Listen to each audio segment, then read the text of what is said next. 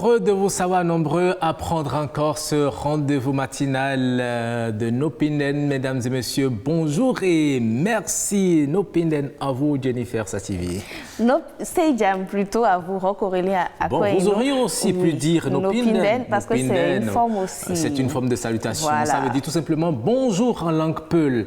Nopinden, vous répondez aussi Nopinden ou bien vous répondez C'est Jam. Voilà, tout simplement. Voilà. Donc nous disons Nopinden à tous nos téléspectateurs aujourd'hui. Oui, et Nopinden également à tous ceux qui viendront sur ce plateau.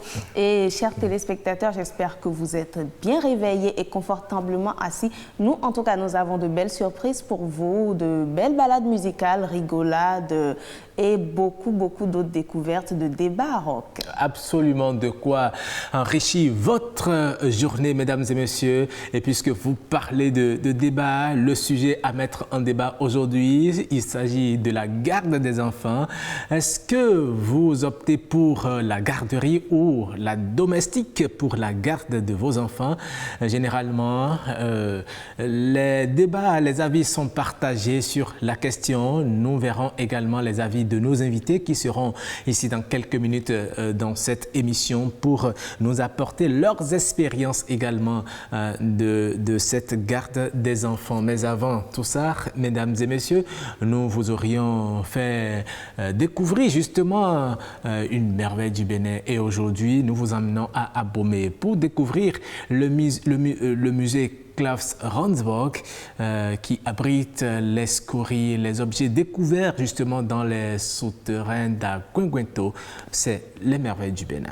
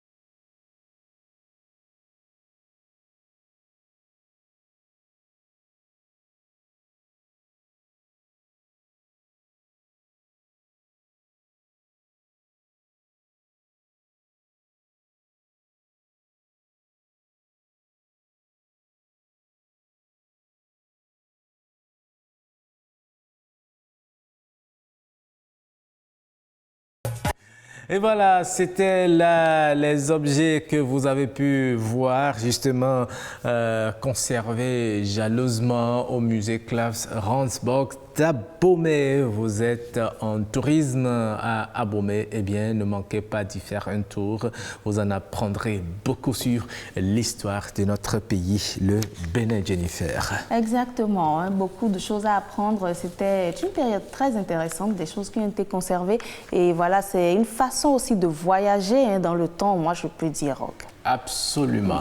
Alors, aujourd'hui, je vous informe que nous allons découvrir un clip un peu particulier puisque les auteurs de ce clip seront sur ce plateau dans quelques minutes. Il s'agit du duo Landry, n'est-ce pas? Du duo Landry qui est très aimé, très connu hein, ici chez nous et qui nous donne ici de l'espoir à travers une très belle chanson. Absolument. Voilà, que vous allez certainement aimer, Rock. Ah oui, et que les téléspectateurs aussi vont aimer. C'est leur clip que nous faisons découvrir d'abord. Découvrons donc le clip Sorwito du duo Landry.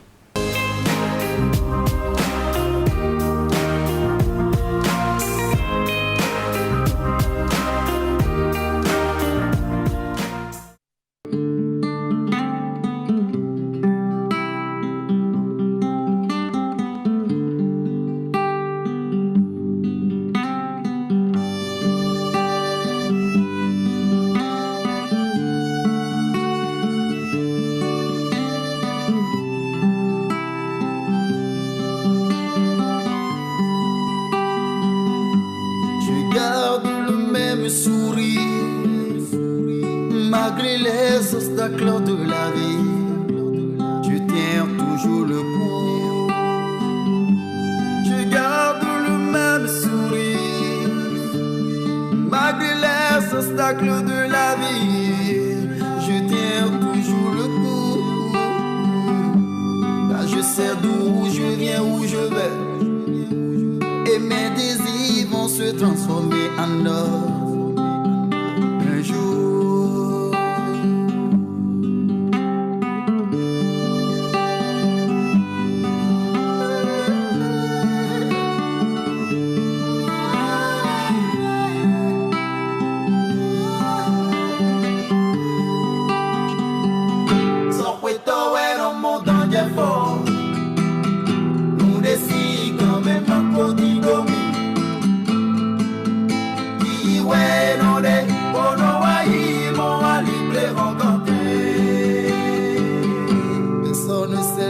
Se trouve son bonheur.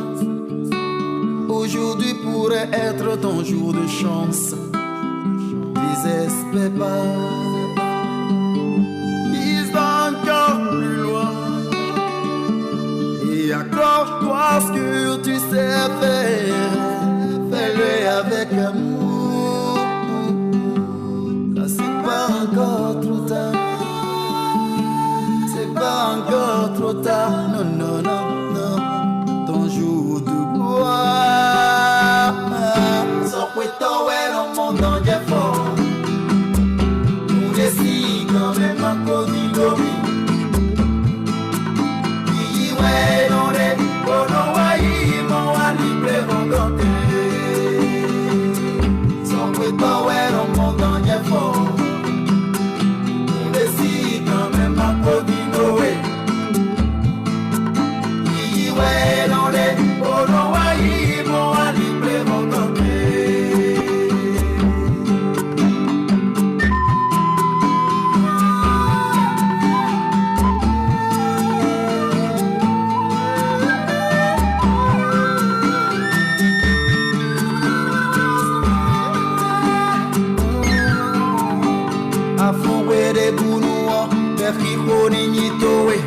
Nino bioma udo Dise wesoke emi Munde babi de lebi Niwa Niteme odu Tulutoni wiwa Dobekome Asea novie Sokweto weno montan jefo. Oh, c'était là le duo Landry plus d'un Soweto. Vous avez compris hein, la philosophie développée dans cette belle mélodie. Et j'ai pu retenir quelques mots. Hein. On dit personne ne sait là où se trouve son bonheur. Aujourd'hui pourrait être ton jour. Et ton jour de gloire n'est pas encore trop tard. Donc c'est un clip qui vous invite à avoir espoir et à savoir que demain pourrait être meilleur pour vous. En tout cas, ce n'est que la première partie. Hein. Les auteurs même de cette chanson, ils seront sur ce plateau un peu vers la fin de cette émission. Nous les recevrons ici pour parler de leur actualité. Donc, mesdames et messieurs, asseyez-vous confortablement. Alors, c'est le moment de passer, Jennifer Sativi, au débat. Au débat du jour, le débat tant attendu. Nous parlons justement de la garderie et de la domestique. Quelle est l'option qu'il faut faire pour la garde de ces enfants? Eh bien, nos invités sont déjà autour de cette table. Nous allons vous les faire découvrir juste après ceci.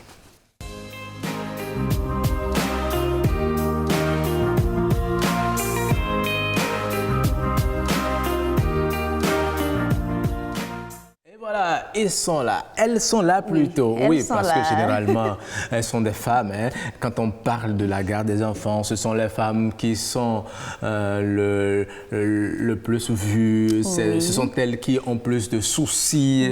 Bon, cela ne veut pas dire. Qui courent le plus dans tous les sens. Absolument. Voilà, qui ont plus de contraintes parce qu'il faut aller au boulot, en même temps il faut nourrir l'enfant, etc.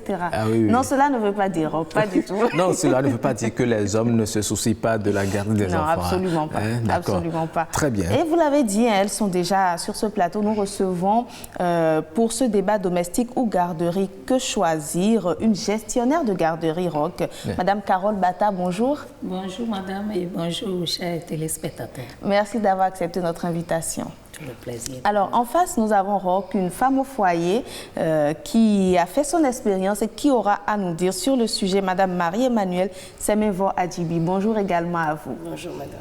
Voilà, et pour représenter les hommes également, parce qu'ils se frottent à la chose, nous aurons un chef de foyer au téléphone, Monsieur Martin Chafara. Ah oui, Monsieur Martin Chafara, il sera au téléphone et nous dira quelle est son option. Est-ce qu'il faut envoyer les enfants en garderie ou bien les maintenir à la maison, leur trouver une domestique, ou quelle est la formule la mieux adaptée justement pour gérer les enfants? Eh bien, c'est de cela que nous parlons.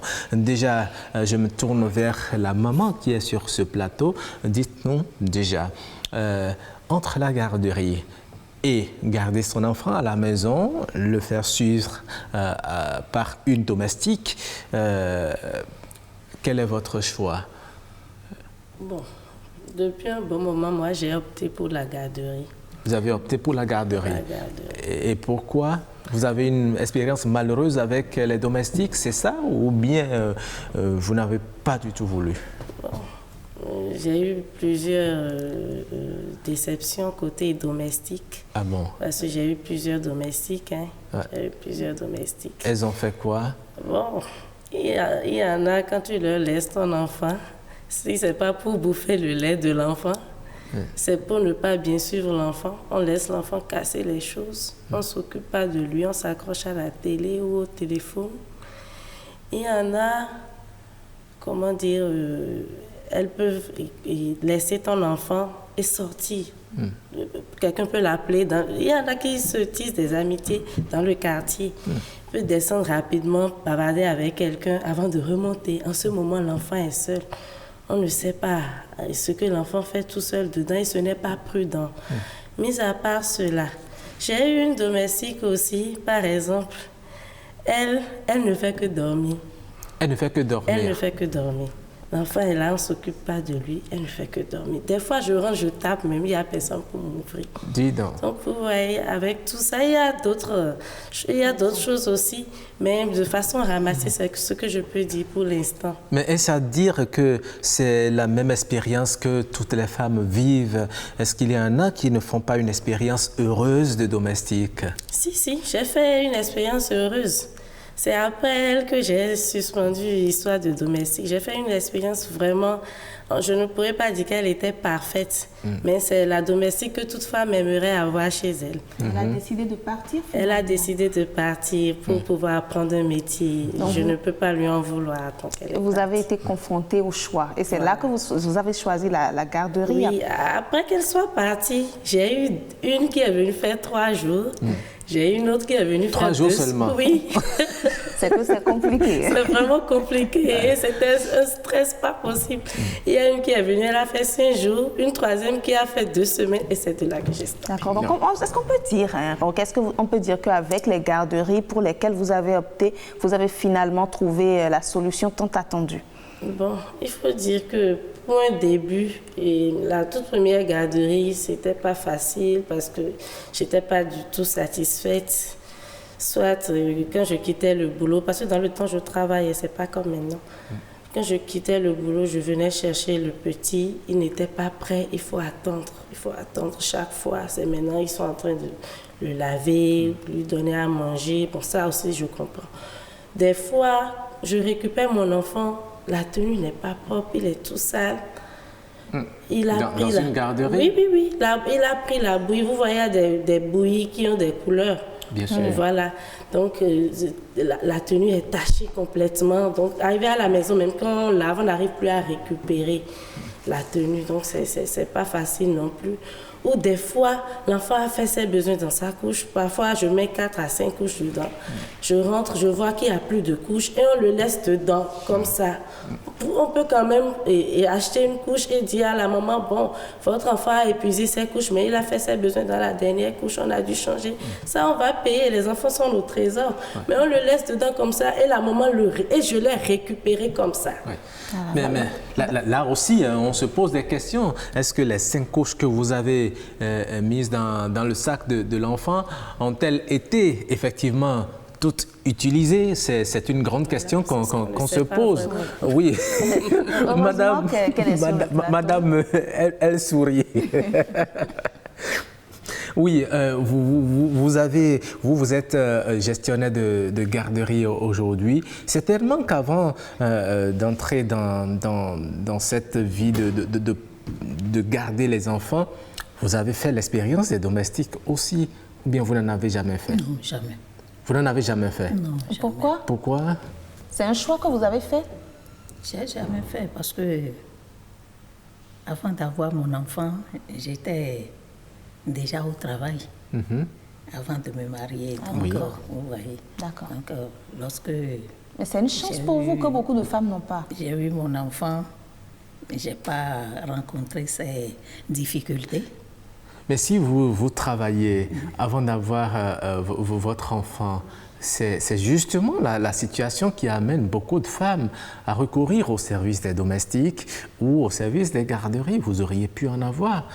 Oui, vous savez, ma fonction, je suis éducatrice animatrice. Donc, toute ma vie, j'ai passé à la garderie. Ok, d'accord. Vous comprenez? Je n'ai pas travaillé dans une autre structure pour dire maintenant je suis à la garderie. Non. Okay. Ma fonction, c'est la garderie. C'est ça. C'est l'éducation, c'est l'animation. Donc l'hôtelier vit de l'hôtel. Voilà. Vos enfants ont grandi. D'accord, on a compris. Mais tel que vous avez dit non, c'est à croire que vous posez un cachet négatif sur les domestiques. Est-ce que vous pensez que c'est pas bien de confier ses enfants aux domestiques? Non, moi j'ai toujours déploré ça. J'ai toujours déploré les domestiques. D'abord, moi je ne les appelle pas domestiques parce qu'elles ne sont pas des travaux. C'est les travaux qu'on appelle domestiques. Elles, on les appelle des dadas. Les dadas. Donc oui. Donc moi je ne les aime pas. Vous ne les aimez pas? Pourquoi? À cause d'expériences que certaines personnes vous ont rapportées? Oui. Il y en a quand même qui font de très belles expériences. Madame l'a dit tout à l'heure. Elles ont leurs caprices. Elles ont leur côté. Hein. Oh, qu'est-ce que vous croyez? Elles ont leur côté. Hein. Oh, laissez tomber. Moi, je vous parle en connaissance de cause.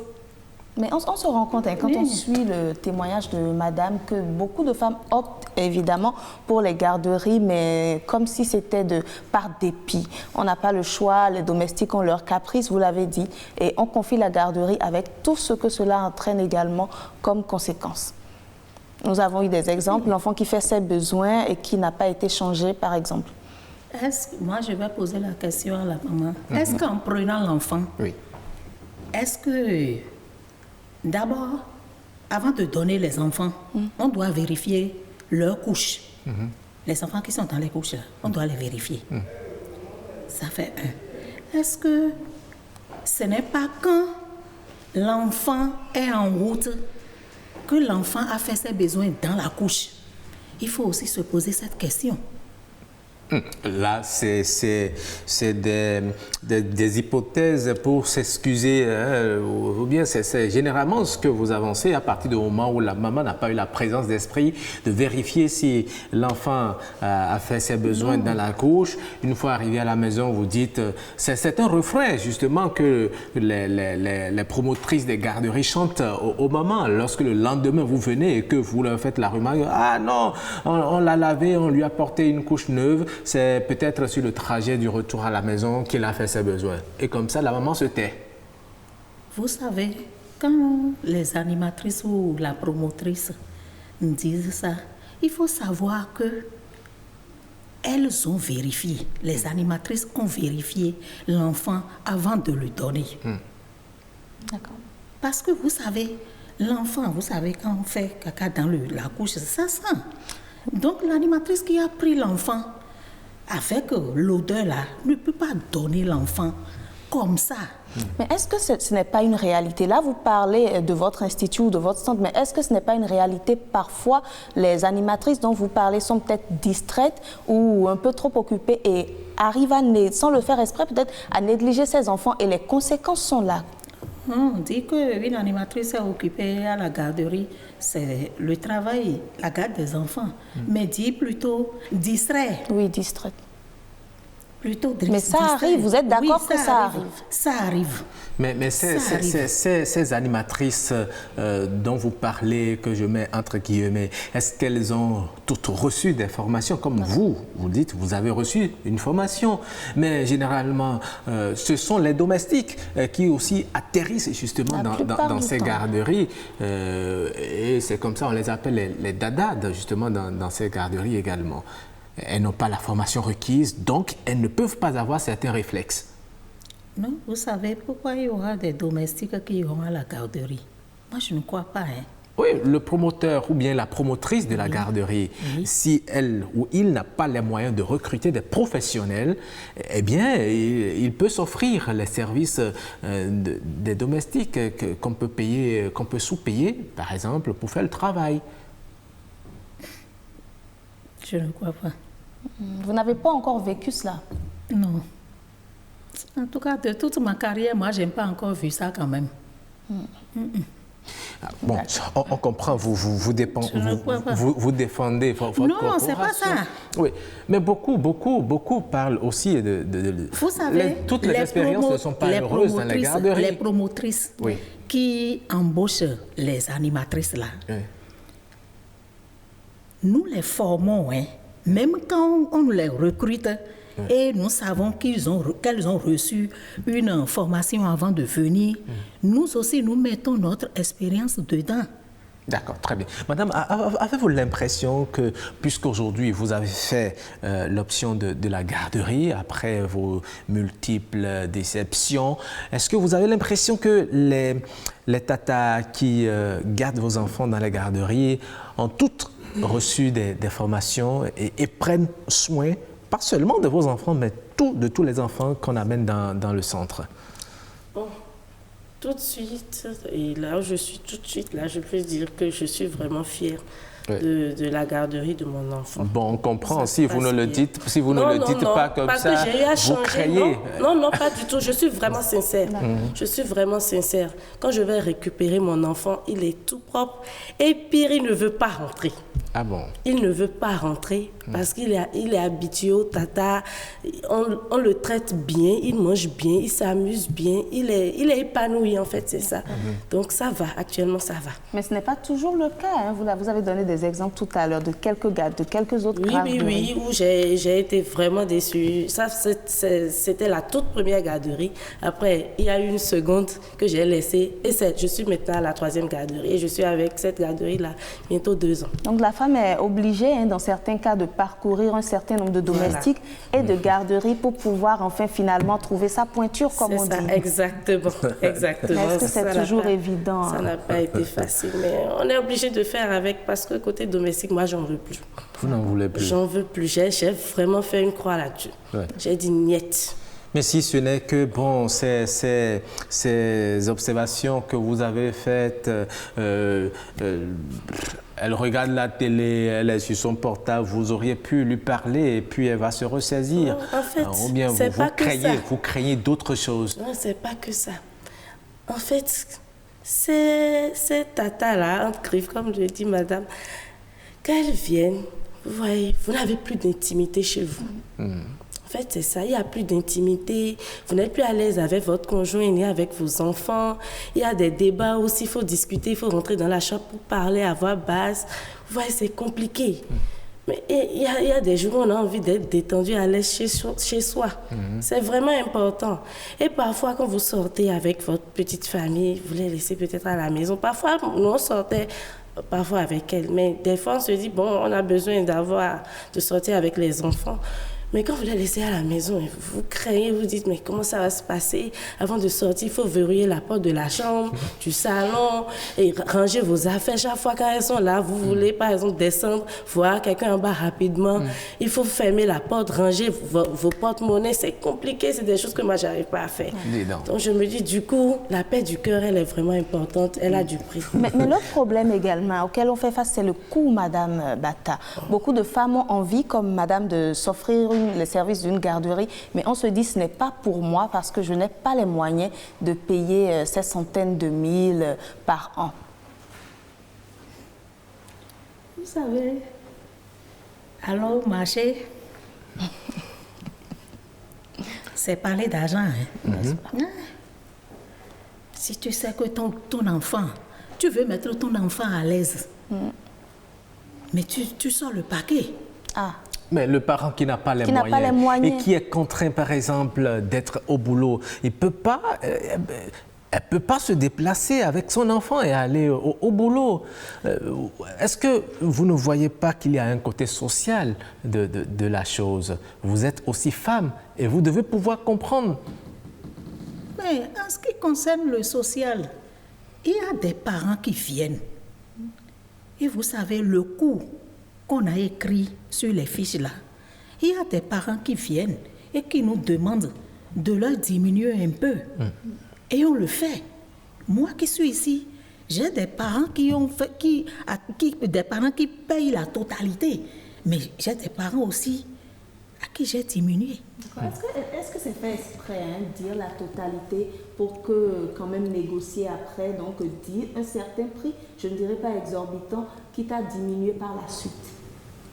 Non, vous savez. Par crainte de négociation après. D'accord, très bien. Nous allons voir du côté des concitoyens. On les a rencontrés dans la ville de Cotonou, nous leur avons tendu notre micro. Ils se sont prononcés sur le sujet. Nous allons les écouter. Quel est leur avis? Écoutons. À la maison, souvent les domestiques, elles sont pas bon. Elle ne peut pas au moins seulement gérer l'enfant, vous comprenez? Soit la domestique elle serait au foyer, elle serait en train de faire quelque chose, l'enfant serait en train de faire des dégâts dans la maison, vous comprenez? Donc moi je préférais envoyer mes enfants à la garderie parce que là, on va bien s'occuper de l'enfant, donc on va l'interdire certaines choses. Vous savez, ce n'est pas toutes les domestiques qui sont focalisées sur les enfants. En notre moment, il n'y avait pas trop de garderies. Les garderies sont nouvellement venues. Aujourd'hui, je peux dire, si je fais un bébé maintenant, je peux l'emmener en garderie à partir d'un certain âge. Pourquoi pas les domestiques alors? On n'arrive pas à avoir confiance en eux, simplement.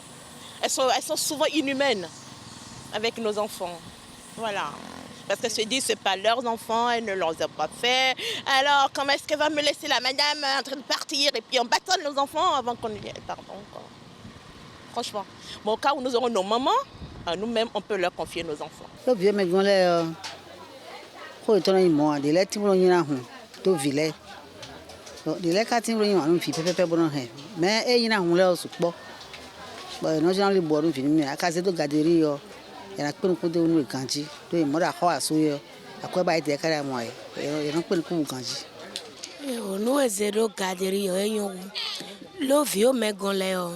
Dele timbo yenon do ko mesinji kwa bono mitunu mego edele sakpo we yenon ze bono revilena même de la yonu vilo men yemi biya ezero gaderi yo go e viro mengo préféré gaderi parce que soit na la so nche boyen gbogbo mi na dai hu no viro mengo ba we ano en to viro mengo pon ngba viro mengo kwa problème ba kweti gbewe we fait garderie en cas de possibilité ma garderie na zenche kwen boyen gbogbo na yena gba ni avoche vous panche.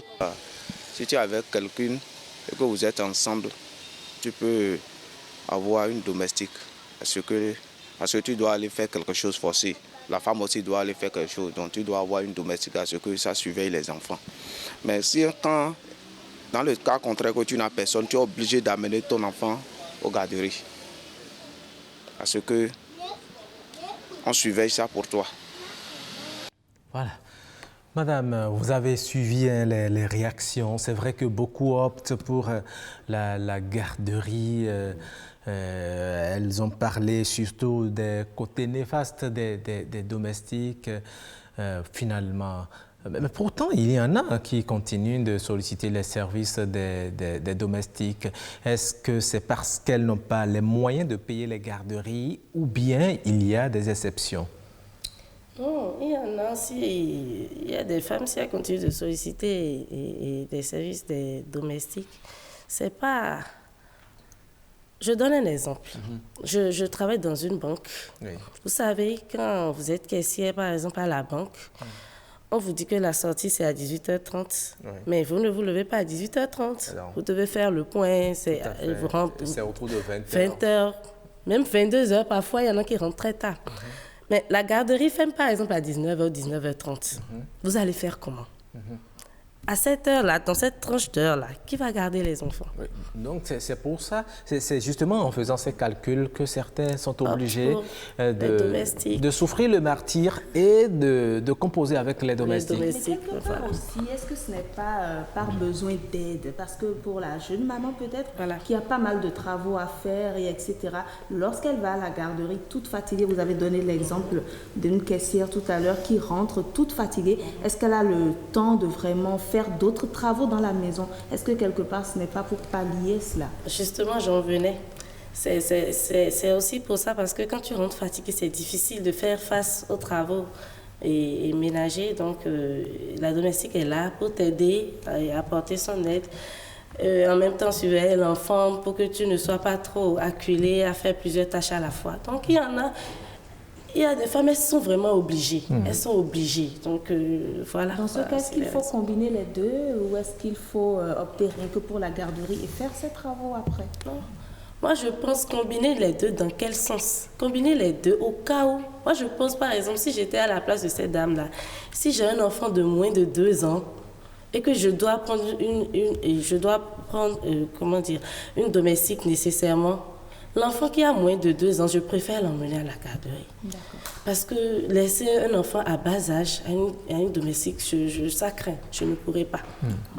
Mais si l'enfant, après 2 ans, 3 ans, commence par parler petit à petit, il est plus ou moins indépendant, là, je peux le laisser à la domestique. Là, il pourrait dire, maman, en ton absence, tata m'a fait ci, etc. Voilà, et de temps en temps, je peux faire un saut pour le voir. Okay. Madame Bata, vous avez également suivi les avis qui ont été pour la plupart favorables en faveur de la garderie. Je l'ai vue, elle souriait. Oui. Oh, vous savez, ils n'ont pas menti. Ils n'ont pas menti. Oh, ils n'ont pas menti. Mais autant de nos parents, de nos grands-parents, il n'y avait pas de garderie. Les garderies sont nouvellement venues. Donc, c'est avec les jeunes de notre génération qu'il y a souvent ce problème-là. C'est quoi? Le problème est à quel niveau? Je dirais les personnes d'avant là. Oui. Ne sont pas les gens d'aujourd'hui. Ah non. D'abord, on ne veut plus rien faire. On est là seulement pour détruire. Comment ça, madame? C'est-à-dire, d'abord, quand ils rentrent dans les foyers, c'est pour détruire les foyers. Pour maltraiter les enfants. D'accord. Mais il y a d'autres parents qui ne comprennent pas. C'est-à-dire, quand vous avez, à la garderie, l'enfant reçoit une éducation. Mais quand l'enfant rentre avec eux, et avec la dada là, la dada a peur de dire la vérité à l'enfant. Ah. Oui. Et maintenant, on lui inflige une autre éducation. Ok. La dada là lui inflige une autre éducation. Vous comprenez? Vous voyez? C'est que pour tout clore, il ne faut même pas avoir de dada à la maison. D'accord, très bien.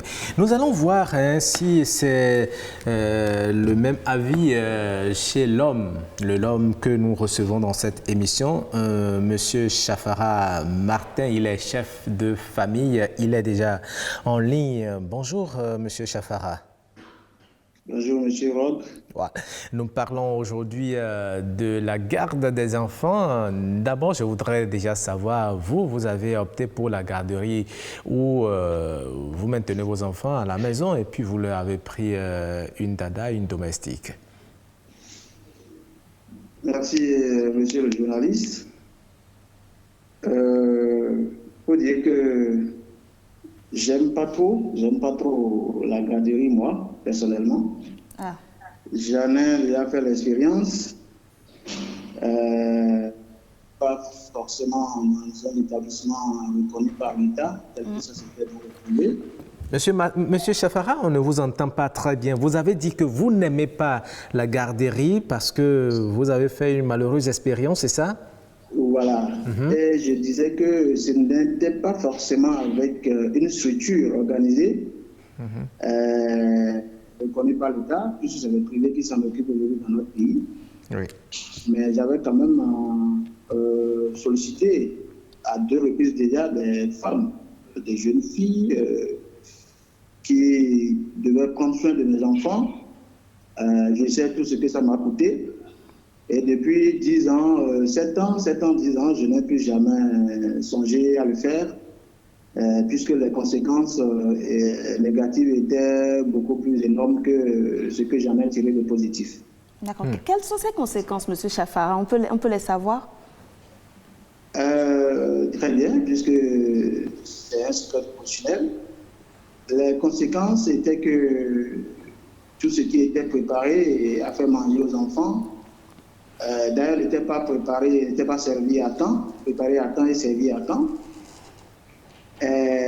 Pour les 2 que j'ai eues, elles en consommaient beaucoup plus qu'elles devraient en consommer, et finalement, c'est les enfants qui restaient beaucoup plus à jeun. La maltraitance, elle frappait les enfants à tout bout de champ. Pour de petites choses pour lesquelles on pouvait appeler l'enfant, tirer l'enfant, me dire écoute, on ne fait pas ça, on ne fait pas ci, désormais il faut faire en tape. Ce n'est pas toujours ce qu'on doit faire que ces gens font. Donc voilà un peu quelques-unes des conséquences que j'ai citées rapidement. Voilà. Mais vous savez, Monsieur Chafara, pour une femme qui est fonctionnaire, on vous a compris compte tenu de vos expériences malheureuses, vous avez dit que vous n'optez pas pour la garderie. Mais finalement, vous optez pour quel choix? Si entre-temps, vous avez une épouse qui est fonctionnaire, qui doit quitter la maison, être au boulot déjà à 8 heures, revenir le soir peut-être à 17h30 par là, ou même à 22 heures, est-ce que la garderie n'est pas une option salutaire, ou bien même ce que vous combattez, les domestiques, ne sont pas l'option qu'il faut faire? Véritablement, quand on n'a pas d'autre choix, oui. On est obligé d'y aller. Et ça s'impose. Seulement que c'est très difficile de ne pas vraiment avoir un autre choix. Vous savez, c'est vrai, tout le monde fuit un peu la famille aujourd'hui en Afrique. On n'aime pas prendre sa nièce, sa cousine, parce qu'on ne veut peut-être pas que l'enfant ait rapporté que nous vivons bien. En tout cas, beaucoup de méfiance aujourd'hui qui font que nous sommes obligés de recourir même à d'autres personnes étrangères, complètement étrangères à la famille. Ma femme a travaillé, je vous assure qu'elle allait au boulot avec l'enfant. C'est vrai que ce qu'elle faisait ne l'empêchait pas trop d'aller avec l'enfant. Elle avait un endroit où elle déposait son enfant, et toutes les fois que l'enfant tente de pleurnicher, elle se lève rapidement pour aller prendre soin de lui. Mais à un certain moment, ce n'était plus possible. Et là, il fallait faire recours à un enfant qu'on pouvait aussi manager pendant un moment avant de lui trouver un chemin d'école ou autre. Vous voyez, c'est encore plus sécurisant que d'aller chercher des personnes à l'extérieur, des gens qu'on ne connaît pas du tout, qui viennent avec toutes les conséquences. J'ai fait beaucoup de avec des amis dans ce domaine, je vous assure, ce n'est pas de la joie. Ce n'est pas de la joie. Donc voilà un peu, nous n'avons pas les mêmes chances. Les cas ne sont toujours pas les mêmes, mais quand on réfléchit bien, on peut toujours trouver des solutions à côté que d'aller chercher loin. Alors, si vous me permettez, je prends le cas des garderies reconnu, officiellement reconnu, les privés. Ne citez pas de nom de garderie, s'il vous plaît. Non, pas du tout, Je n'en connais d'ailleurs pas, puisque je ne suis pas un inscrit des garderies. Je n'en connais donc pas. Je vous assure que là aussi, ce n'est pas toujours ce que l'on veut. Seulement que c'est encore mieux que d'aller prendre une fille quelque part très lointain et amener à la maison avec tout ce qu'elle peut amener comme problème chez vous. Donc, au niveau des garderies aussi, ce n'est pas toujours sain. Soit tout ce que vous déposez, des fois, on ne l'utilise pas pour vos enfants. On l'utilise pour d'autres enfants et on prend de l'argent chez ses parents. Il y a beaucoup de supercheries, beaucoup de choses que les enfants et qui ne donnent pas toujours envie de faire. Mais puisqu'on est contraint et on doit travailler, vous êtes obligé de vous abonner. Voilà un peu ce que je peux dire par rapport à ça. Voilà. Merci beaucoup. Hein. Vous restez en ligne, vous ne partez pas encore. Voilà, madame, l'expérience d'un homme. Lui, il est catégoriquement contre la garderie. Vous l'avez entendu. Si. Ouais. Bon, ça va de soi. Hein. Ça va de soi. Chacun vit sa propre expérience. Voilà, c'est vu ce que j'ai eu à faire comme expérience côté domestique, que j'ai dit il n'y a plus de domestique chez moi. Donc je ne peux pas lui en vouloir, ça dépend de chacun à sa situation, c'est ce qu'il vit et c'est en guise de cela qu'on fait son choix. Oui, mais comme vous avez parlé de personnes étrangères, il fait la proposition de prendre un membre de la famille. Là, vous n'avez peut-être plus à craindre lorsque vous n'êtes pas là, à tout cacher lors des débats par exemple. Une nièce, une cousine, il l'a dit. Non, moi j'en veux pas. Non, je préfère être seule que d'être mal accompagnée. Vous préférez d'être seule que d'être mal accompagnée? Obligatoirement être mal accompagnée lorsque... Non, mais ça aussi, ça vient avec ses problèmes, c'est la famille. Mais là, c'est pire. Avec une tierce personne, donc ça peut se gérer. Mais avec la famille, là... Mais vous ne pouvez pas vous en débarrasser quand il y aura un petit problème. Mais par le passé, pourquoi tout le monde fuit la famille aujourd'hui? Par le passé, c'est ce qui s'est toujours fait, non? Vous avez un problème, vous demandez, vous sollicitez une petite fille au village qui vient rester en ville avec vous. Elle s'occupe des enfants, après vous la mettez dans un apprentissage et puis elle finit son apprentissage, vous la libérez. Pendant ce temps, les enfants sont grands. Pourquoi aujourd'hui, généralement, on trouve que non, il faut se séparer de la famille, que les grands-parents, les cousins, les cousines et autres restent loin de sa vie. Comme le dit ma mère, vous voyez, avant, tu pouvais même laisser ton enfant à quelqu'un qui est juste à côté de toi et t'en aller. Avant, moi, elle me laissait à une colocataire. Oui. Elle allait marcher, elle revenait. Et on m'entretenait très bien. Mais aujourd'hui, le monde a changé. Il y a trop de perversité, il y a trop de méchanceté. On ne peut plus oser, je vous assure. On ne peut plus. C'est très compliqué, je vous assure. Aujourd'hui, ça ne peut plus se faire.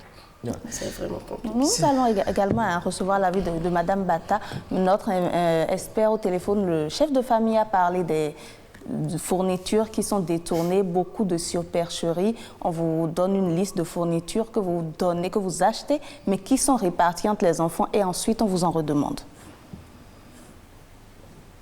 Est-ce que c'est une réalité? Moi, j'entends. Ah. Mais madame, reconnaissez au moins une fois, c'est une réalité.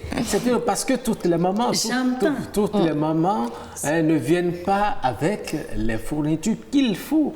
L'enfant ne peut pas rester comme ça. Il vous est déjà arrivé certainement au moins une fois d'utiliser les fournitures d'un enfant pour un autre enfant. Mais à ce moment... Mais qu'est-ce que vous faites lorsque l'enfant... Je refuse ça sur le plateau. Qu'est-ce que vous faites lorsque l'enfant, vous constatez que dans son sac, il n'y a pas telle chose, il n'y a pas telle chose. L'enfant va rester comme ça si ses parents ne peuvent pas revenir et ramener la pièce manquante? Non. L'enfant, d'abord, ce que le parent donne, c'est ça qu'on utilise. Et lorsque cela vient manquer, peut-être c'est oublié. C'est peut-être oublié. La maman, elle a peut-être mal dormi, elle n'a pas eu le temps de prendre soin. Il y a le téléphone. Oui. On appelle tout de suite. D'accord. Et ce qu'il faut faire, la maman doit nous dire ou nous allons lui dire. Mais rester là et dire... Dans ces cas, qu'est-ce que vous proposez? Vous proposez peut-être à la mère l'utilisation d'une pièce qui est là pour un autre enfant, n'est-ce pas? Non. Ce que l'autre enfant a amené, on ne doit pas utiliser pour l'autre enfant. Non. Ça, moi, je suis contre. Moi, là, je suis contre. Je refuse. Donc, si entre-temps, l'enfant n'a pas une chemise de rechange, par exemple, et qu'il salit sa chemise, ou bien il n'y a pas de couche de rechange et qu'il salit la couche, tant que la maman ne renouvelle pas ou bien n'envoie pas de gens amener de nouvelles couches, l'enfant va rester comme ça nu et vous serez là à l'observer. On va appeler la maman. Oui, mais si entre-temps... Je reçois trop de plaintes sur ce côté. Mais si entre-temps, madame, si entre-temps, la maman que vous voulez appeler est injoignable, vous faites comment? La maman? Oui, si elle était injoignable. Injoignable? Oui. Moi-même, je sors de l'argent de ma poche et donner à mes collaboratrices d'aller acheter. Mais pas ce que l'autre enfant a amené. Je vais lui donner l'ordre. D'ailleurs, personne ne peut donner l'autre là. Parce que généralement, on dit aussi, si vous amenez, par exemple, 5 couches avec un enfant et que dans cette journée-là, c'est peut-être 2 couches qu'on a utilisées ou 3, les 2 autres restants, vous les gardez là et puis c'est ça que vous revendez à d'autres mamans qui viennent. Ça fait partie justement, oui madame, acceptez, c'est ça. Non. C'est que ce que moi, je ne fais pas, je ne peux pas accepter. Et ce que je n'ai jamais vu là, je ne peux pas accepter. Mais cela ne veut pas dire que ce n'est pas effectif. J'entends et je sais, les mamans se plaignent. D'accord. Les mamans se plaignent, mais moi, non. C'est que...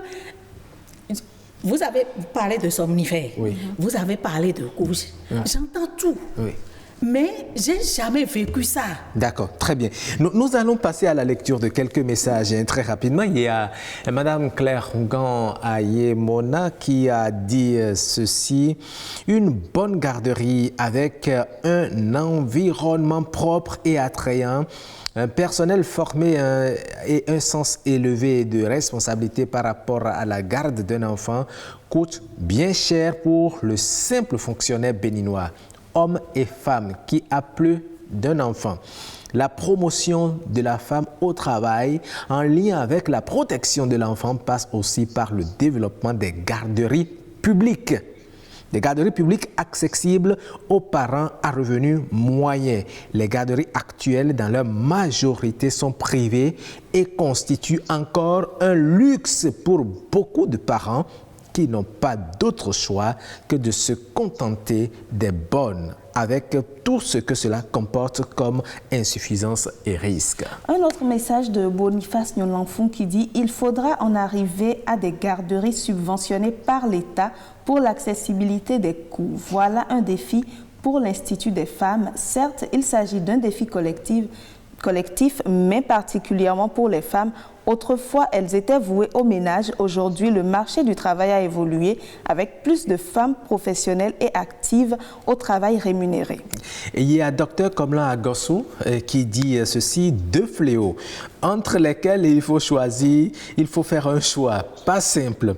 L'idéal serait que les enfants soient sous la garde de leurs parents et non de tierces personnes. Je crois que ça doit être l'origine de la tradition de ménagère des femmes à travers les civilisations. Le fond de la question, pour moi, remonte à la clarification du besoin social exprimé pour l'élevage des tout-petits.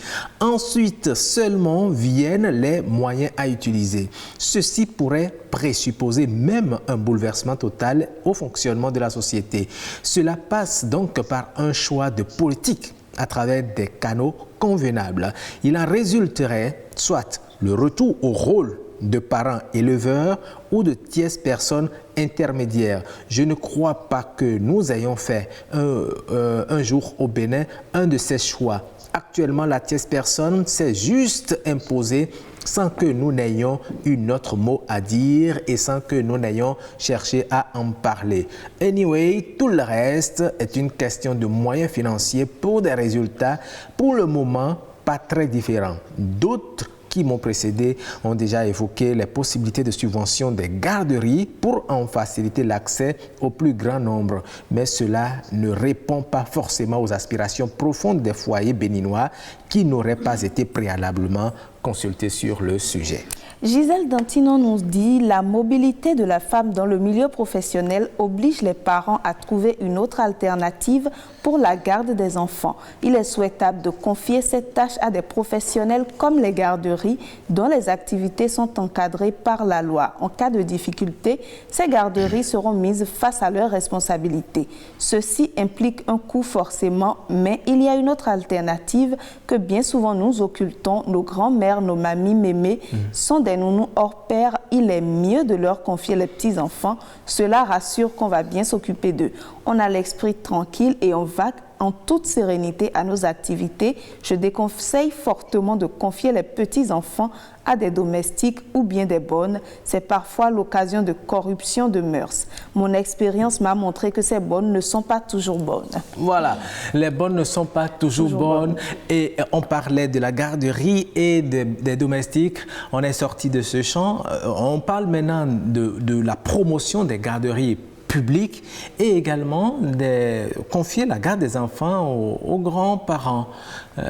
Mais voilà, quelle est votre option là-dessus? Votre réflexion, votre avis? Moi, je confie mes enfants à ma mère et à ma belle-mère des fois. C'est souvent un week-end, parce qu'un week-end, les samedis par exemple, la garderie elle est payante. La journée elle est payante. Donc, si j'ai des courses à faire et tout, ils sont deux, j'ai 2 garçons, je les dépose chez leur mémé. Comme ça. Des fois, même ils passent le week-end si je dois être occupée samedi et dimanche. Sinon, en week-end, ils sont avec moi. Voilà. Si je ne suis pas occupée. Donc, c'est ce que je fais actuellement. Mais est-ce que c'est prudent de déposer? À quel âge faut-il déjà déposer l'enfant à la garderie? Est-ce après les 3 mois de congé, par exemple? Non. Sinon, même déjà, les garderies, même, ils prennent les enfants à partir de 2 mois. Est-ce que c'est rassurant? Bon, moi, il faut noter que aucun de mes enfants n'est allé à la garderie avant 6 mois. Le tout dernier, je l'ai envoyé à la garderie à l'âge de 6 mois. Donc cela veut dire que voilà, peut-être que comme le Roch le dit, vous optiez pour les services des mémés, des mamies. Oui, oui, beaucoup. Au départ, c'était un moment qui gérait. Des fois, même elle est avec moi à la maison. Elle garde l'enfant le temps que j'aille faire mes courses. D'accord. Oui, madame, vous avez, tout le monde a évoqué le prix exorbitant que vous pratiquez dans vos garderies et vous l'avez dit aujourd'hui, vous l'avez même dit sur ce plateau, allons au marché, c'est une affaire d'argent. C'est ce que vous avez dit tout à l'heure dans cette émission. On parle aujourd'hui de la promotion des garderies publiques. Est-ce que vous pensez que ça va faire chuter vos chiffres d'affaires ou bien c'est une bonne option? Les garderies publiques? Oui. Non. Qui seront subventionnées par l'État? Oui, les garderies publiques ne nous feront rien. Vous avez confiance en vous? Ah oui. Les garderies publiques. Oui. C'est tel que vous parlez, c'est comme si c'est un rêve déjà voué à l'échec. C'est tout comme si il ne s'y passera pas de bonnes choses. Il y en a. Oui. Il y en a. Mais c'est à croire qu'elle ne vous égale pas. Il y a des écoles privées. Oui. Il y a des écoles publiques et les parents préfèrent amener les enfants dans les écoles privées. Certains parents, mais c'est ça. C'est au choix. Voilà. Donc, tel le public a, tel aussi le privé en aura. C'est ça. C'est ça, oui. D'accord. Monsieur Chafara, vous êtes toujours en ligne.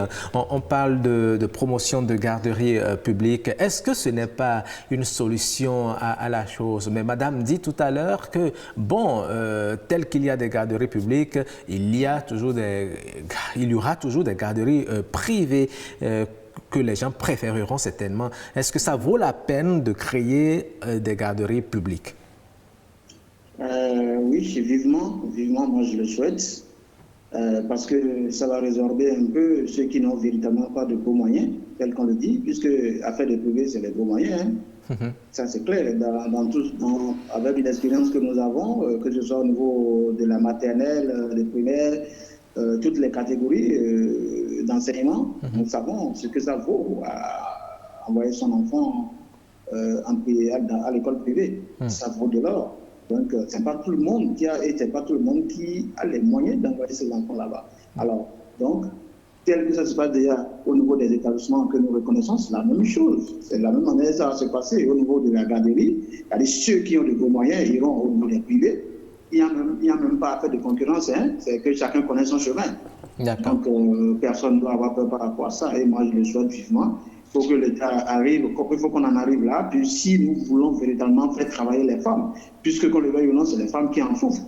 Aucun homme ne va rester à la maison, que ce soit sa femme qui aille au travail. C'est toujours les femmes qui vont rester à la maison, prendre soin des enfants, et l'homme se battra, à moins que, intellectuellement, ce soit la femme qui gagne plus que l'homme, et qu'en fait, le point, entre couples, on se dit, écoute, bon, toi tu continues, et moi j'ai fait ci. Ce sont des cas rares. Voilà. Effectivement. Mais vous savez, avant de vous laisser partir, justement, beaucoup font la proposition de coins d'allaitement dans les services, que ce soit publics ou privés. Est-ce que vous pensez qu'il est possible de développer aussi des garderies dans les services, dans l'administration publique, par exemple, pour permettre au moment d'être plus en contact avec leurs enfants? Est-ce que cela réglerait ce problème? Ce serait formidable, monsieur. Ce serait formidable. C'est le moins qu'on puisse souhaiter pour nos mamans, pour nos épouses. Je vous assure. Sinon, le reste, c'est du folklore. Je ne suis pas en train de dénier le mal des établissements qui existent déjà au niveau de la garderie. Ils en font déjà beaucoup. Moi, je les félicite puisqu'ils sont en train d'aider beaucoup de familles à pouvoir subvenir à leurs besoins, puisque sans travail, vous n'êtes rien. C'est déjà un effort, mais il faut qu'ils améliorent. Alors, si je reviens sur un sujet de madame à qui vous demandez tout à l'heure d'accepter, au moins que telle chose se passe, vous avez invité une responsable d'établissement. Elle n'est pas au feu de l'action, elle n'est pas en contact direct avec les enfants. En fait, ces pratiques que nous dénonçons ne relèvent pas des autorités, des cadres, des propriétaires des établissements. Je pense que c'est les recrues même qui doivent faire le travail, qui s'adonnent à faire petit jeu. Je comprends, puisque si les gens ne sont pas bien payés, il faut toujours chercher quelque chose pour retrousser les manches, arrondir le mois, comme on le dit. C'est ça, hein, tout ça c'est la pauvreté. Je pense que Dieu nous aidera à... Absolument. Ouais. Voilà. Madame, lorsqu'on voit tout ça, toute cette difficulté à faire garder son enfant, est-ce qu'on n'est pas parfois réticent de faire des enfants? Vraiment. C'est une grande préoccupation. Oui. Moi, je me dis, les deux là suffisaient parce que vraiment, c'est difficile. C'est difficile parce que chaque fois, si je dois sortir, je dois déposer l'aîné chez mémé, surtout qu'ils sont en vacances, l'aîné chez mémé, l'autre à la garder avant de sortir, après les récupérer. C'est du travail. Donc on se dit, il vaut mieux se limiter à ces deux-là. Il vaut mieux se limiter. Vraiment. Ah oui. Merci beaucoup. Nous allons recevoir l'avis de Madame Bata pour conclure ce débat. Nous sommes à la fin. Oh, bon. Tout ce que moi je dirais... Je dis toujours, c'est la garderie ou rien du tout. Hein. C'est la garderie ou rien du tout. Oui, on vous comprend. Vous ne direz que ça, c'est la garderie ou rien du tout. Monsieur vient de dire que si peut-être je ne suis pas en contact direct avec les enfants, c'est mon travail. Je ne suis pas une coiffeuse et rentrer dedans. Hein. Je suis éducatrice, animatrice de fonction. Donc vous veillez au grain. C'est mon travail. Vous venez à ma garderie. Je ne suis pas habillée comme ça. Hein. Je suis habillée en habit de travail et j'ai mon tablier. Et je travaille moi-même, je lave les enfants, je leur change les couches, je leur donne à manger et je leur prépare leur repas. Donc, il ne faudrait pas que... Vous rassurez les parents. Dit, non. Les parents qui ont... Et vous avez vos collègues qui ont les enfants, qui ont des enfants avec moi. Mais posez-leur la question. Ah, d'accord. Posez-leur la question quand vous venez, quand ils viennent là, où ils trouvent la directrice. Comment la directrice est habillée. D'accord. Vous êtes un cas exceptionnel. Mais est-ce que vous convenez aussi avec... C'est pas que cas exceptionnel, c'est ma fonction. Oui. C'est ma fonction. Je n'ai pas ouvert la garderie parce que je suis je suis à la retraite, j'ai fait telle chose. Et je sais, non, c'est mon travail. D'accord. Je suis dedans. Oui. Et j'ai travaillé pendant des années avant de m'installer. Vous confirmez cette exception plutôt qu'il y en a qui n'ont pas reçu la formation, qui ont ouvert ces garderies et qui ont fait appel à des gens qui sont... Voilà, c'est justement ceux-là qui viennent mettre à mal le travail professionnel que vous faites. Merci beaucoup, madame. Monsieur Chafara, 30 secondes pour finir votre mot de fin. Est-ce que cette situation-là n'amène pas à limiter le nombre de naissances à faire dans les familles? Non, moi, pour ma part, je pense que non. Et je l'ai déjà dit, ça, on ne peut pas s'empêcher de faire des enfants. Ce sont nos remplaçants légitimes. Vous savez ce que madame, vous avez entendu ce que madame a dit? Elle a dit était. Oui, on ne peut pas s'empêcher. Il ne faut pas en faire trop. D'accord. Il faut pas en faire trop, mais il faut faire quand même d'enfants. Mais moi, je soutiens un point de vue. Je vous jure, nos parents, nos cousins, nos cousines, nos neveux, nos nièces et autres sont plus utiles pour nous que des personnes que nous faisons venir d'ailleurs. Moi, je suis resté toute ma vie chez des gens et tous ceux qui allaient chez mon papa pour lui dire, pour lui raconter des bobards, il les chassait. Il dit, laissez mon enfant là où il est, puisque celui chez qui il est aussi a des enfants, le garder pour moi, tel qu'il garde ses enfants aussi. Okay. Et c'est comme ça. Nous devons imprimer et inculquer cette leçon-là à tout le monde pour qu'on nous laisse garder leurs enfants tels que nous gardons nos enfants. Il faut que nous développons de l'amour autour de ces enfants qui viennent nous aider aussi. Voilà. D'accord. Merci beaucoup. Mais malheureusement, ce n'est pas le cas dans toutes les situations. Il y a de ces parents proches qui mettent tout votre ménage au village, tout ce qui s'y passe. Vous avez mangé du riz aujourd'hui, le village est déjà informé. Donc, c'est toute cette situation qui amène aujourd'hui à avoir ces réticences. Mais lorsqu'on... Il faut prendre des garde-fous pour ça. Tout à fait. Merci beaucoup, monsieur Chafara. Merci à vous. Je salue mesdames, je salue toutes les dames au plateau. Merci à vous. Nous vous saluons également. Voilà. Elle vous salue également. Merci beaucoup. Très bonne journée à vous. Merci. Et très bonne journée à vous aussi, madame Marie-Emmanuelle Semeva Adjibi. Merci, madame Carole Bata. Vous êtes gestionnaire de garderie. Et Jennifer, on va les raccompagner en marquant une pause. Bienvenue au Bénin. Paysage verdoyant, relief multiforme, faune et parc naturel, plages ensoleillées, cité balnéaire ultra moderne, rythme au corps, rite au cœur, vestiges et reliques d'une histoire séculaire, brave peuple, biens et personnes sécurisées. Le Bénin, terre de culture et de riches traditions.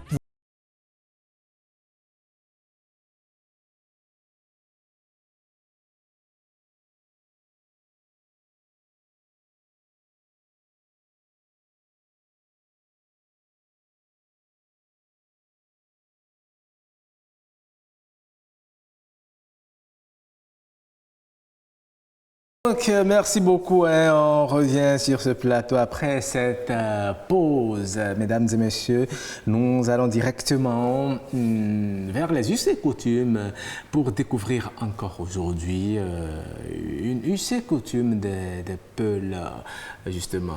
Exactement. Nous allons parler de la vache de l'amitié. La vache de l'amitié.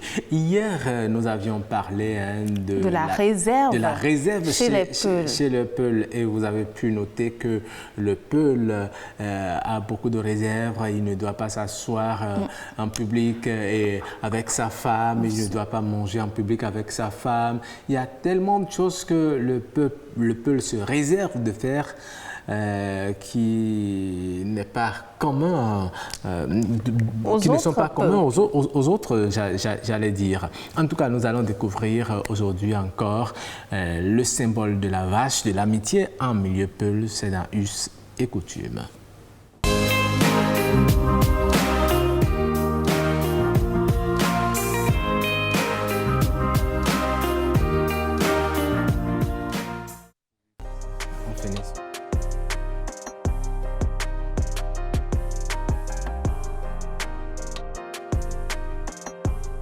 Le bœuf, d'abord, c'est un animal sacré pour les peuls. Il faut rappeler que toutes les vaches que vous voyez dans un troupeau, là, chacune a un prénom et est baptisée. Chez nous, au Bénin, nous l'avons importé. C'est au niveau des éleveurs du Sahel que cette pratique était plus fréquente aussi. Ce qui fait qu'il est vénéré. Il y a des principes dans sa gestion.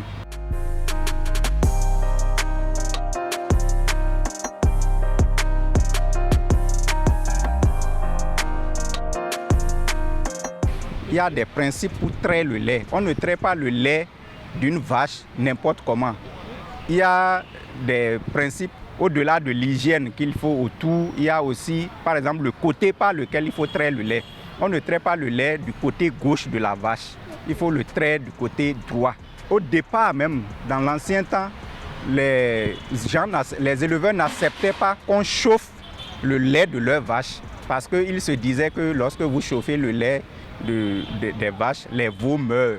Mais ce principe est dépassé avec toutes les explications, les enseignements qu'ils reçoivent maintenant. Ce principe est dépassé.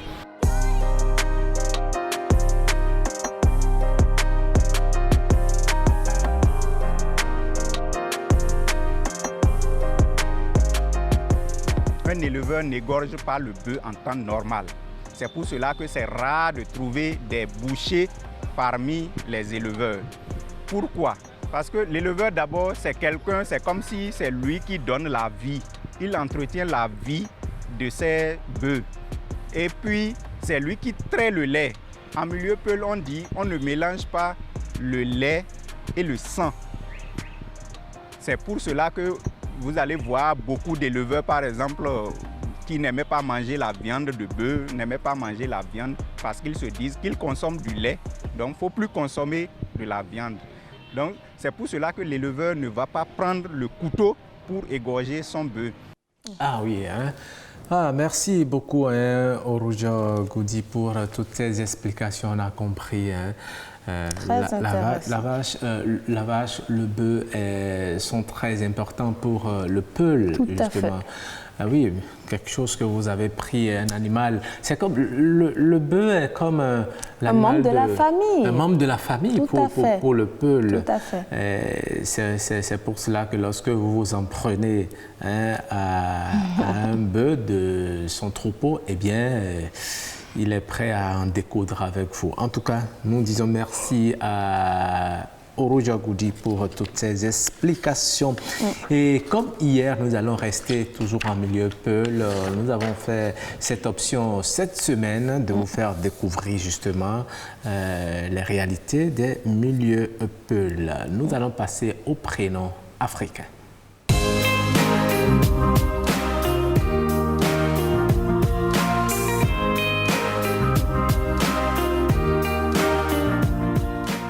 Eh oui, Jennifer Sativi, c'est vous qui savez mieux prononcer les prénoms peul. J'espère que je vais relever le défi. Oui. Je vais dire Djabi. Djabi. C'est bien cela, monsieur Elijah, Djabi. Manquer un tout petit peu, c'est Djabi. Djabi. Ok, donc c'est pas Djabi. Non, surtout pas. En fait, les noms en peul ne respectent pas l'accent tonique. Parce qu'en peul, à 100%, l'accent tonique tombe toujours sur l'avant-dernière syllabe. L'avant-dernière syllabe. Tout ce que vous prononcez comme mot. Ouais. Mais les noms propres font l'exception. Sinon, on aurait pu dire, pour ce nom, on aurait pu dire Djabi. Mais là, voilà, l'accent tonique tombe à la dernière syllabe, ça fait Djabi. Parfois, c'est l'inverse. En fait, c'est pas codifié, je peux dire. D'accord. Voilà. Et Djabi, ça veut dire quoi? Djabi, d'abord, ça vient de Djabire. Djabire, c'est l'étoile de David. D'accord. L'étoile que vous découvrez entre 5h et 6h30. Et quelqu'un qui est né à peu près à ce moment-là est donc appelé Djabi. Très intéressant. Et là, c'est pour l'homme. Pour l'homme, c'est Djabi. Ok. Et pour la femme, c'est Djabi. Djabi. Djabi. Ah, donc la prononciation varie. Voilà, varie selon le sexe. Ok. Djabi. Voilà. Djabi. C'est Djabi. exact. Djabi. Djabi. Djabi. D'accord, très bien. Et il arrive aussi, il y a une autre déclinaison de ce même nom, c'est Djabi. Mais c'est un peu une déclinaison de diminutif. D'accord. Ouais, quand on met yel à la fin de quelque chose, ça veut dire que c'est diminutif. Et là, c'est lorsque, par exemple, dans une famille, dans la grande famille, il y a déjà un djabi qui est homme. Et on a encore un autre djabi. Donc, pour faire le diminutif, on peut dire djabi, le petit djabi. Voilà. Mais dans ce cas, voilà, c'est deux significations différentes, hein, totalement. Non, c'est la même signification. Seulement qu'on fait la différence entre les deux. Celui qui est venu le premier, bon, lui, on l'appelle djabi, tout simplement, mais on ne va pas appeler, on n'aura pas deux djabi dans la même famille. D'accord. Donc, juste pour faire une différence, on met le diminutif. Donc, il est le petit frère, le diminutif djabi. Voilà. Okay. Mais cet enfant doit avoir des caractéristiques assez particulières. Hein. Alors, comme on dit souvent, la vie appartient à ceux qui se lèvent tôt. Oui. Donc, on peut penser aussi que celui-là, cet enfant-là, c'est quelqu'un qui s'est anticipé, quelqu'un qui va assez vite en besogne, pas trop vite en besogne, assez vite en besogne. Et comme généralement les Peuls sédentaires pratiquent aussi l'agriculture, donc très tôt ils vont d'abord au champ avant de revenir maintenant s'occuper des bêtes. C'est vrai que ceux qui doivent amener les bêtes sont déterminés d'avance. C'est pas tout le monde qui va avec les bœufs tous les jours, donc il est déterminé d'avance. Lui, il ne va pas au champ. Il ne va pas au champ comme les autres. Donc lui, il attend, il se réveille comme il faut et il part avec les vaches. Et les autres, ils vont au champ, revenir, enfin l'aider, le préparer, tout ça, traire les vaches et tout ça, avant que lui ne aura quoi. D'accord. Donc c'est la communauté, en quelque sorte, qui lui impose ce train de vie-là. Oui, je peux dire la communauté, oui. En fait, c'est la coutume plutôt. D'accord. C'est ça. D'accord. Ah oui, et il doit, il doit être un guide. Hein? Certainement. Un guide, en tout cas quelqu'un d'assez inspiré. Un précurseur. Parce que c'est lui qui vient d'abord. Ouais. C'est lui qui sort d'abord, c'est lui qui inspire tout le monde. Parce que c'est lui qui se réveille le premier. D'accord. Voilà. Merci. Djabi. Bon, il y a Djabi et Djabi. Vous retenez par contre très bien la leçon. Voilà. Oui, j'assimile très vite. Hein. Mais j'ai bien envie de vous poser une question. Est-ce que, bon, c'est vrai, j'ai déjà la réponse, mais allez-y quand même. J'ai bien envie de vous demander, Samuel, vous avez aussi un prénom Peul, parce que vous appelez Samuel Elijah. On ne vous connaît pas votre prénom Peul. Malheureusement, je suis né dans un milieu purement évangélique. Donc, je n'ai pas eu la chance d'avoir un nom purement Peul. Mais déjà très tôt, puisque j'étais à côté de ma grand-mère, elle m'a donné le nom d'un de mes grands-pères. Et c'est Borori. B-O-R-O-R-I. Borori. Bon, c'est pas dans mes actes. Et voilà. Borori. D'accord. Certainement que nous reviendrons sur le prénom Borori. Oui, c'est la première fois que je l'évoque de ma vie. Comment comme ça? Absolument. Borori, c'est un très bon prénom. En tout cas. En tout cas, votre grand-mère, si elle est encore vivante, elle doit être très contente. Elle est partie. Mais bon, voilà, c'est ça. En tout cas, moi, j'ai bien aimé ce prénom-là. Borori, c'est original. Et Djabi aussi. Oui, tout à fait. Merci beaucoup, Samuel.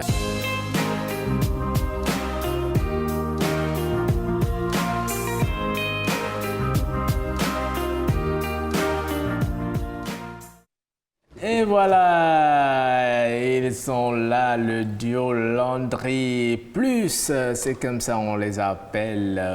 Vous attendiez certainement ce moment pour les revoir. Ah oui, Jennifer, ils sont là. Oui, ils sont là, Landry Maïndé et Landry Padonou, c'est bien ça. Oui, deux Landry qui se sont fortuitement croisés et puis une belle aventure musicale a commencé. Et depuis, hein? Oui, ils sont restés, ils font de bêtes très belle chose que nous avons d'abord aimé tout à l'heure. Vous avez écouté le clip, vous avez suivi avec nous. Alors, ici c'est Landry Padonou, voilà, et ici Landry Maïdé, voilà. Très bien. Alors, comment ça va? Ça va, ça se passe bien. Ça se passe bien. Le duo se porte très bien. C'est vrai, on se demande, mais est-ce que ce duo existe toujours? Oui, j'allais vous poser la question. Parce que les débuts, on vous a vu, mais je me suis dit, est-ce que c'est à cause de Covid-19 que vous avez disparu ou bien vous avez déjà fait l'expérience de la plupart des groupes qui se disloquent après quelques temps? On n'espère pas. Non, tout sauf ça. Tout sauf ça. Tout sauf ça. N'est-ce pas? Comme le dit l'un de nos aînés, il dit aussi le silence aussi fait partie de la communication. Absolument. Très bien. Alors, vous chantez. Pourquoi vous avez opté pour les instruments? C'est ici, ce sont des instruments sensibles. Ici, c'est la clarinette.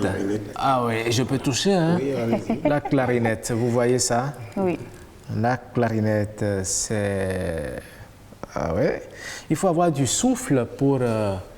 C'est un peu comme les trompettes. Oui, c'est dans la famille des instruments avant, mais la clarinette est dans la famille des instruments avant, mais à embouchure, et à bec plutôt. À bec. Et les instruments à embouchure, c'est les trompettes, trombones, tuba et autres. D'accord. Et je vois, c'est un peu comme une flûte. Oui, ok. Donc la clarinette, c'est dans la famille des flûtes, saxophones et hautbois et tout. Ok, d'accord. Et là, vous avez appris ça à l'école ou bien? Si, j'ai fait une école de musique. Ok, d'accord. J'ai été formé dans une école de musique spécialement pour ça. Wow. Ah oui, ça c'est intéressant. Certainement que vous aimiez l'instrument avant. Non, je l'ai vu juste à la télévision et j'ai fait sa rencontre au camp Guézo de Porto-Novo. D'accord. Je voyais les gendarmes jouer ça à l'époque.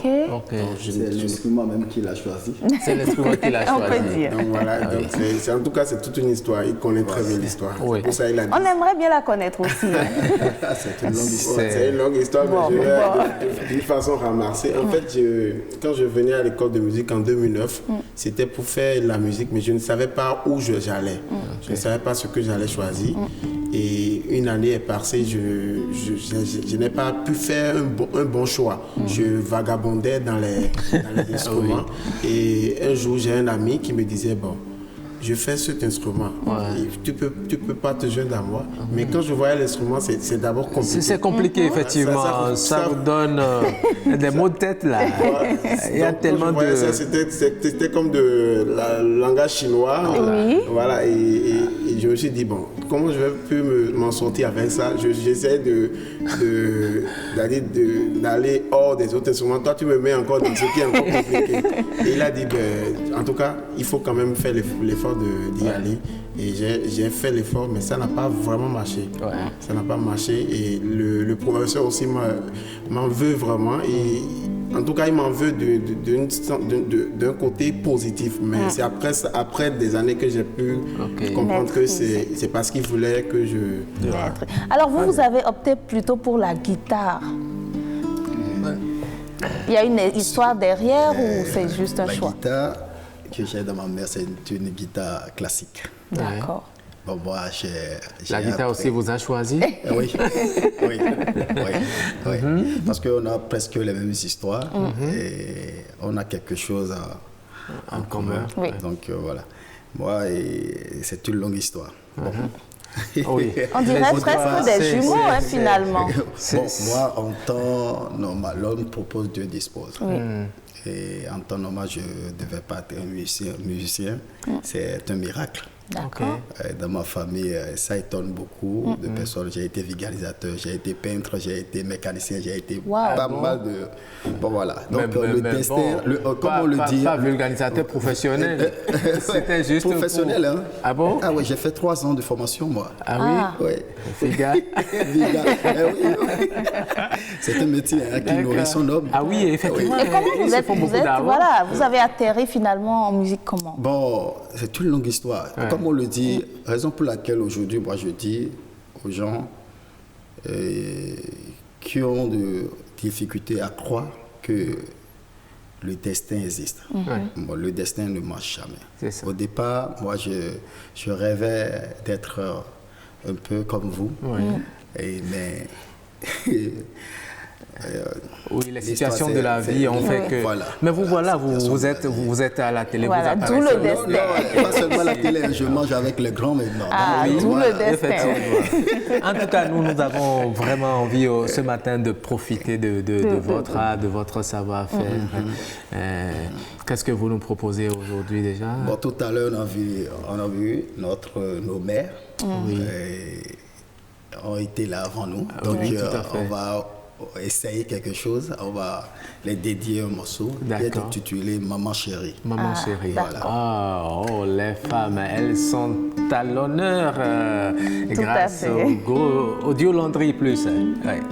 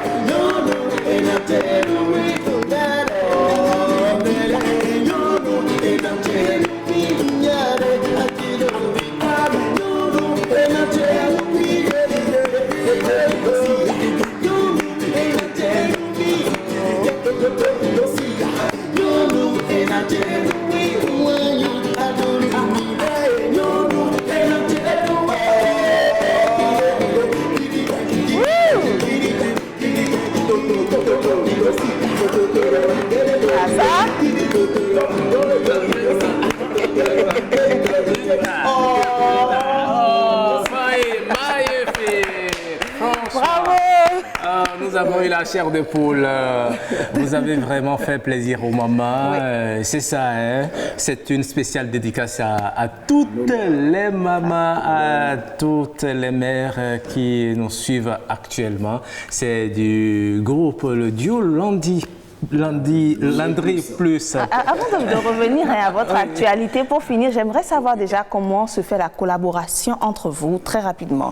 La collaboration... L'inspiration, tout ça. Oui, tout se passe très bien entre nous. Parce que d'abord, tout vient de l'éducation. D'accord. Et nous...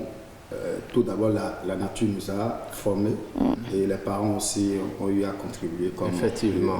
Vous avez les mêmes prénoms, mais est-ce que vous êtes compatibles? Est-ce que vous vous entendez comme il faut? Très bien. Ah.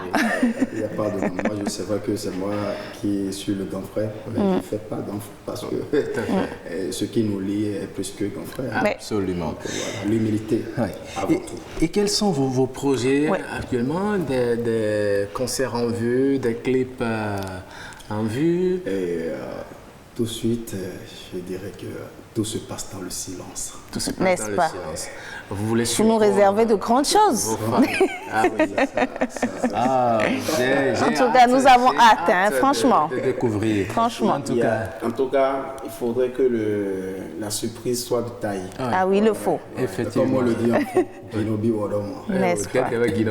C'est ça, effectivement. En tout cas, en attendant, on savoure tout ce qui est là. Et à vous suivre. Ce que vous avez chanté tout à l'heure, c'est déjà disponible? Oui, c'est sur notre premier album. Ah oui. Notre premier album qui est sorti en 2018.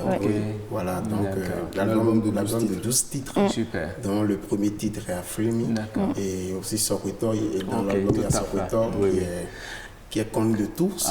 Absolument. Et aimé même par la Radio France Internationale qui nous a fait la promotion. Tout à fait. Bien sûr. Et comme ça, vous vivez bien de votre art, hein? Oui. Ah oui.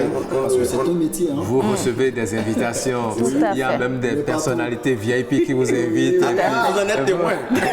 Non, c'est quelque chose. En tout cas, je voudrais vous inviter bientôt. Vous venez aussi Voilà, donc en tout cas, il y a des gens qui nous invitent beaucoup. On va pas en tout cas cacher ce côté-là parce qu'on vit de notre art. D'accord. Et tout ce qui est sérénade, tout ce qui est anniversaire, mariage, les gens nous invitent pour ça. Mais il y a quand même des travaux qui se font dans le silence. D'accord. Très bien. On a hâte que tout cela sorte. Oui, on a hâte. On aurait bien envie de vous maintenir encore avec nous. Je suis entièrement d'accord avec vous. En télé, c'est une affaire de temps. On va rapidement se quitter avec quelque chose très rapidement, en quelques secondes.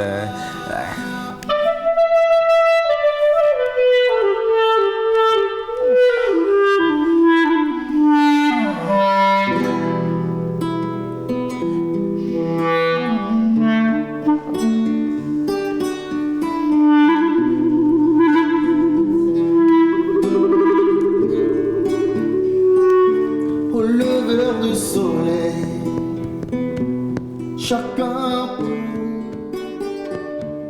pour son quotidien, des dawa comboyi méré, au lever du soleil, chacun pour son quotidien, des dawa comboyi méré, de bébé me miwae, dans le milieu de bébé. Yawawe itoe azoto soluto libelo nyele suna fon buiwa tire solima wasumbo na wadomeno wile suna fon buiwa tire Soni mangwa supolum anawa domengo no no no no no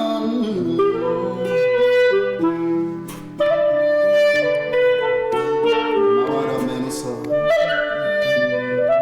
cheglindo wereo mbagele ressources limitées face à vos efforts. Nous sommes ravis. Azoto, mito ganignon ou moe. Dokoro bome. Tona inu kore. Dokoro bome. Tona inu kore. Nyele suna fon. Boy wa chere. Soni man wasu bonu na wado meno kura wile suna fon bui wa twere soni man wasu bonu na wado meno. Merci. N'est-ce pas beau ça? Un très beau message dans lequel ils exhortent tout le monde à se mettre résolument au travail pour que demain on ne se mette pas à critiquer vainement l'autre. L'essentiel, c'est de se mettre au travail. Je pense que c'est ça le message. Merci beaucoup. Merci à vous. La paresse, ça n'amène nulle part. Absolument. Travail infiniment merci. C'est la fin de cette... C'est la fin de cette émission. Un réel plaisir d'avoir partagé ces moments à vous. Merci à vous. Merci. On va dire merci également à l'équipe technique qui nous a accompagnés, dirigée de l'autre côté par la réalisatrice Christelle Sagouran et toute son équipe de l'autre côté. Nous vous disons merci beaucoup. Derrière la caméra, il y avait Louis Koudogbo.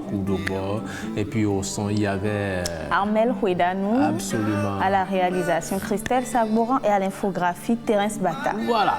Allez, nous leur disons merci. Merci à toute l'équipe. Allez, au revoir et à très bientôt. Je sais d'où je viens, où je vais. Et mes désirs vont se transformer en or. Un jour.